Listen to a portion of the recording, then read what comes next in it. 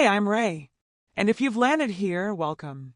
This little corner of the internet was made for you, for the ones who've carried secrets too long, for those who never got the apology, and for anyone who's walked away with nothing but dignity and a story to tell. Every episode here is a letter, a confession, a moment someone thought they'd never say out loud. Some are painful, some are poetic, but all of them unforgettable. If that sounds like your kind of truth, hit subscribe. And come closer, because this first story, it's personal. On this episode, the letter reads, Dear Ray, my sister used to call me her best friend. She cried on my shoulder when her life fell apart, and I rebuilt it piece by piece. I made her wedding day magical. What I didn't realize was she stole the man who once made me believe in forever. And when I found out, I didn't scream. I didn't beg. I just waited for the perfect moment to let her know I knew. I've always been the planner, the calm in the chaos, the older sister who keeps the lists, remembers the birthdays, and never, ever lets anyone down. So when Madison got engaged, it was automatic. I'd plan her wedding. I didn't hesitate, even though I was still healing from my own breakup a year earlier. My fiancé had ghosted me, no fight, no explanation. One day he loved me, the next he was gone. I told myself I'd moved on. Madison's happiness gave me something else to focus on. Something easier than grieving a man who disappeared into thin air. We started with Pinterest boards and late-night phone calls. I handmade the invites, sourced the florist, and even custom-designed her gown. She cried when she saw it, called me her angel, her soulmate in a different form. I swallowed the lump in my throat and hugged her tighter. Helping her love someone completely was my way of proving I hadn't failed in my own story. Her fiancé, Ben, was charming, soft-spoken. I never paid him much attention beyond surface-level impressions. He wasn't my type, I thought, but I noticed he never quite looked me in the eye. One day, while at her apartment, I was digging through her storage closet looking for extra votive candles when I found an old leather-bound journal. I didn't mean to snoop. It wasn't hidden, but the pages felt open in my hands. My name was in there. So was his. Not Ben. Eli. My ex-fiancé. The one who vanished a year ago. My stomach twisted. I skimmed, heart pounding, eyes refusing to believe. Madison had been talking to him long before we broke up. Meeting up with him. Laughing about how clueless I was. There were dates, locations, hotel names. I dropped the book and nearly vomited in her sink. The pain hit me like a delayed car crash. Everything she said about some things just not working out, and some men being cowards, had all been performative. I realized then she didn't just fall in love with him. She stole him, whispered into his confusion until he slipped out of my life and into hers. My own sister, my own blood. I should have confronted her, should have screamed. Instead, I said nothing. I finished frosting her wedding cake that same night. Tears fell into the buttercream. The next day, we visited the venue. She was beaming, so giddy she could hardly walk straight in her heels. She twirled around the empty hall, humming the song she chose for her first dance. I watched her from the doorway and tried to remember if she had ever looked that happy for me. A memory flickered, her fake tears at my engagement party, her smug face when I showed her the ring. I told myself I was being paranoid then. I wasn't. I never wanted revenge. I wanted truth to feel like thunder. I wanted her lies to echo. So I waited. I smiled. I sewed lace into her veil and wrote her vows when she said she was too nervous. I coordinated the seating chart, paid for the DJ when her card declined, and hand-stitched pearls onto her dress the night before the wedding. That same night, I found a printed photo tucked between her makeup bags. It was them, in Italy, from 6 months ago, while I was still hoping Eli would come back to me. She looked so casual, so smug. His hand was on her thigh. My whole body went cold. I didn't sleep at all, but I still showed up the next morning. Hair perfect, dress immaculate, maid of honor to the very end. My silence was no longer fear. It was calculation. I had something planned, something small, quiet, unforgettable. I slipped a note into her gift box. A note written in my handwriting, quoting her own journal. Just a few lines. Enough to rattle. Enough to burn. During her vows, I stood behind her and watched Eli squirm. He wouldn't meet my gaze. I smiled anyway. I knew something she didn't. That when she opened the box later, she'd know exactly what I knew. At the reception, I gave the toast. Everyone clapped. Madison cried. Eli looked like he wanted to disappear. I raised my glass to second chances and sisters who never let go. She had no idea the box sat on her bridal suite vanity, waiting to gut her. The photographer caught a picture of me hugging her tightly. You can see it if you look closely. Her face radiant, mine dead calm. That was the last time I touched her. That moment. Everything after belonged to her and her guilt. I didn't steal the spotlight. I just gave it better lighting. I didn't go looking for it. Madison left it on the counter, wedged between makeup brushes and a candle that smelled like sugared vanilla. It looked like a typical floral pattern journal. Innocent. Until I saw the lock. That cheap little lock we both used as kids. I remember the code. Our childhood birthdays. When it popped open, I told myself I'd skim it, just to see if she was writing vows. But no. The first page I saw had one name written over and over like she was a lovesick teenager, Eli. My stomach didn't drop. It clenched. She wrote in second person. Letters to him. Whole entries that started with, "You make me feel alive again," and "I wish she'd told her the truth." I didn't need confirmation. I didn't need dates or photos. Every sentence had its own kind of violence. You made love to me like we had time. She still looks at me like I'm her hero. It makes me sick. I'll never forget the night we laughed about how easy she was to manipulate. And there it was, my name, scribbled between sighs and cruelty. I didn't feel pain. I felt focus. It's strange how betrayal slows time. I stared at those pages for an hour, maybe longer. Outside, someone was mowing their lawn. Inside, the air was too still. Every word lit up a memory in my mind like a funeral slideshow. Eli's nervous laugh, Madison's wide-eyed innocence.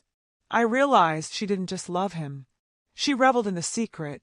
My ex-fiancé. Her sister's fiancé. And still I didn't cry. I photographed every page.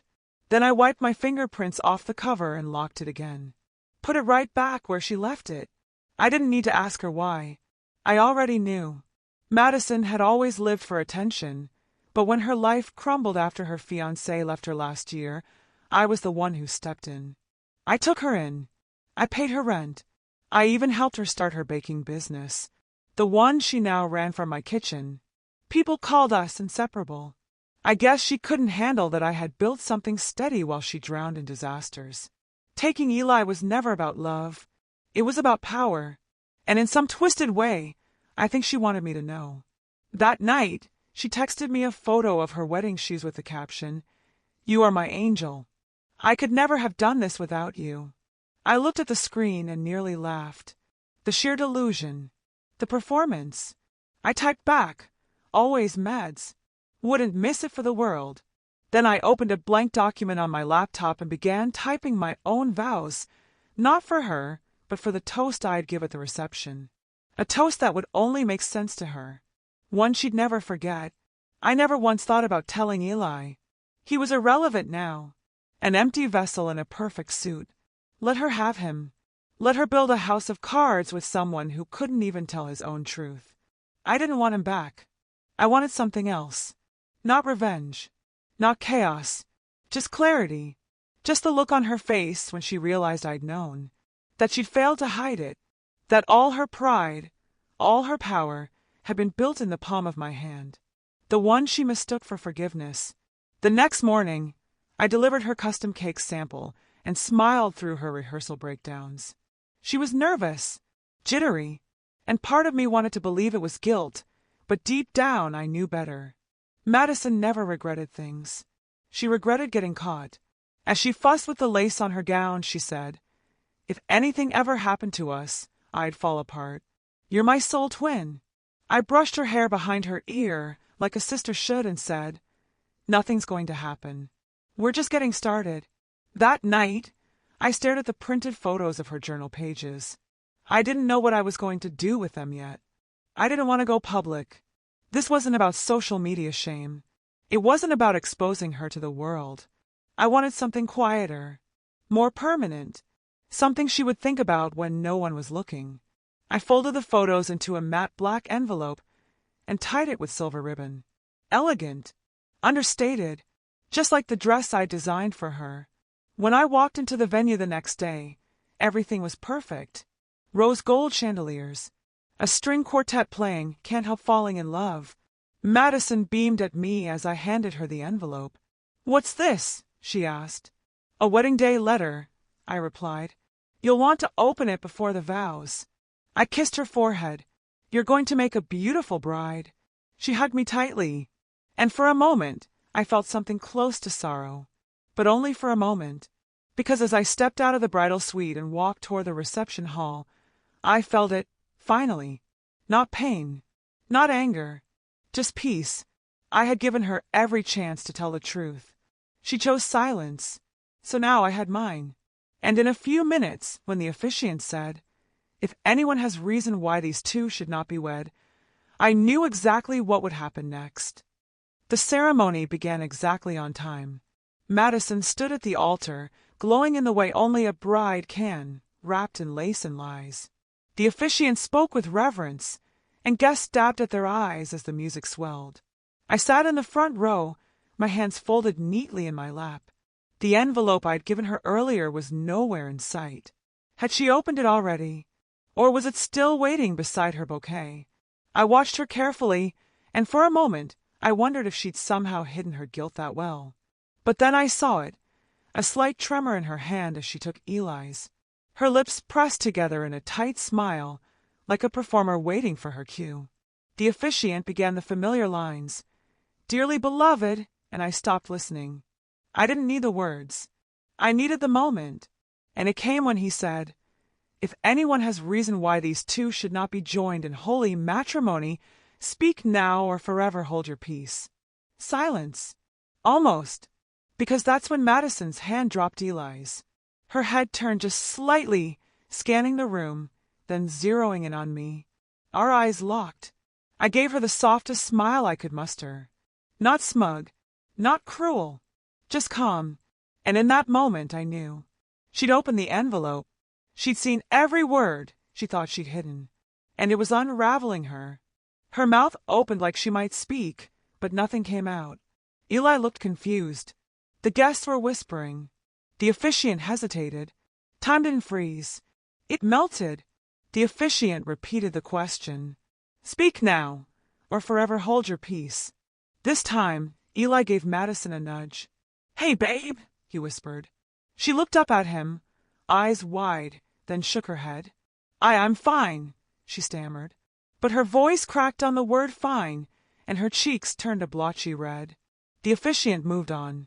The vows were next, and as Eli began his, Madison stared straight ahead like she was bracing for a storm. Because she was. Because I wasn't done yet. After the kiss, after the photos, after the first dance, it was time. Time for speeches. Time for my toast. I walked to the mic with steady steps, my dress brushing the floor. "I've known Madison since the moment she was born," I began. "She used to follow me everywhere. Once, when she was 6, she made me promise I'd never let her marry a boring man." Light laughter. Madison is anything but boring. And neither is this love story. I glanced at her. Her smile was frozen, eyes pleading. "Don't." But I wasn't cruel. I didn't tell the room what she'd done. I let her do it to herself. I held up a champagne glass. To Madison and Eli, may your love always be honest, your hearts always be true, and may the people who helped you get here never forget what it cost. The room clapped. Eli beamed. Madison blinked too fast. I saw it, the panic just beneath the surface. The doubt, the fear. Her foundation was cracking, and only she could feel it. That's what I wanted. That's all I wanted. I slipped away before dessert. I had left one more note in her bridal suite, taped inside the mirror. It read, "No need to thank me. You made your choice. I just lit the spotlight." She'd see it eventually. Maybe tonight. Maybe after the honeymoon. But it would wait for her. Just like I had. I didn't take anything from her. I didn't sabotage the day. I simply made sure the truth had a seat at the table, whether she acknowledged it or not. I got home and poured myself a glass of wine. My phone buzzed, texts from a few guests complimenting the speech. One even said, "You always were the classy one." I smiled at that, because in the end, Madison still had her perfect wedding. Her photos, her vows. But underneath it all, she had something else too. The knowledge that I knew, that I'd always known. And now, she'd never be sure who else might find out. The pictures on social media were picture perfect. Madison and Eli on a white sand beach, arms wrapped around each other, drinks in hand, smiles frozen like porcelain. She posted daily, sunsets, spa treatments, matching robes. From the outside, it looked like a dream. But dreams only matter to those still asleep. I knew Madison wasn't, because the truth doesn't go on vacation. It checks in early and never leaves. Back home, I went about my life like nothing had changed. I answered a few polite messages from family, thanked the florist for her work, even mailed Madison's forgotten hairpin she'd left in my car. Meanwhile, my cousin Mia, who followed both of us, sent me screenshots. "Madison's captions are weird," she said. "Almost like she's trying too hard." I looked through them. Smiles that didn't reach her eyes. Comments turned off after the first few posts. A change so subtle, most people missed it. I didn't. On day 5 of their honeymoon, Madison called. Not texted. Called. I let it ring. She didn't leave a voicemail, but I could imagine what she'd say. "Can we talk? Why did you do this? Did you tell anyone else?" All questions that didn't need answers. Because the real answer was, I gave her the mirror. She smashed it herself. Still, a call meant something. It meant she was unraveling.